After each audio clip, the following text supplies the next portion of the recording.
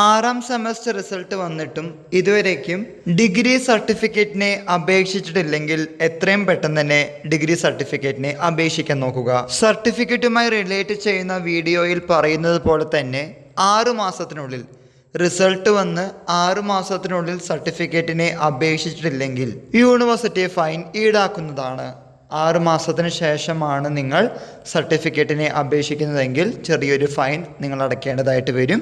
അതുകൊണ്ടാണ് നമ്മൾ പറയുന്നത്, ഇനിയും ആരെങ്കിലും സർട്ടിഫിക്കറ്റിനെ അപേക്ഷിച്ചിട്ടില്ലെങ്കിൽ എത്രയും പെട്ടെന്ന് തന്നെ അപ്ലൈ ചെയ്യുക. കൂടാതെ 4ാം സെമസ്റ്റർ റിസൾട്ട് വന്നപ്പോഴും 2ാം സെമസ്റ്റർ റിസൾട്ട് വരാൻ പോകുമ്പോഴും പല വിദ്യാർത്ഥികളും ചോദിക്കാറുണ്ട്, ഞങ്ങളുടെ സർട്ടിഫിക്കറ്റ് എങ്ങനെ കിട്ടുമെന്ന്. 3 വർഷത്തിൽ കഴിയേണ്ട ഡിഗ്രി എന്ന പ്രോഗ്രാം ചില കാരണങ്ങളെ കൊണ്ട് സെമസ്റ്റർ പരീക്ഷകളുടെ സപ്ലിമെൻ്ററി വഴിയാണ് ജയിക്കുന്നതെങ്കിൽ യൂണിവേഴ്സിറ്റിയിൽ പോയി വാങ്ങിക്കുന്നതാണ് നല്ലത്. പല വിദ്യാർത്ഥികൾ ചോദിച്ചിരുന്നു, ഓൺലൈനായി അപേക്ഷിച്ചാൽ പോരെ? നിങ്ങൾ ഓർക്കുക, നിങ്ങളുടെ ഡിഗ്രി എന്ന പ്രോഗ്രാം കഴിഞ്ഞു, സപ്ലിമെൻ്ററി റിസൾട്ട് വന്നപ്പോൾ ജയിച്ചു, യൂണിവേഴ്സിറ്റിയിൽ പോയി ചലാനടച്ച് ഓൺലൈൻ റെസിപ്റ്റുമായി മുന്നോട്ട് പോയി കഴിഞ്ഞാൽ എത്രയും പെട്ടെന്ന് തന്നെ നിങ്ങളുടെ സർട്ടിഫിക്കറ്റുകൾ കിട്ടുന്നതാണ്.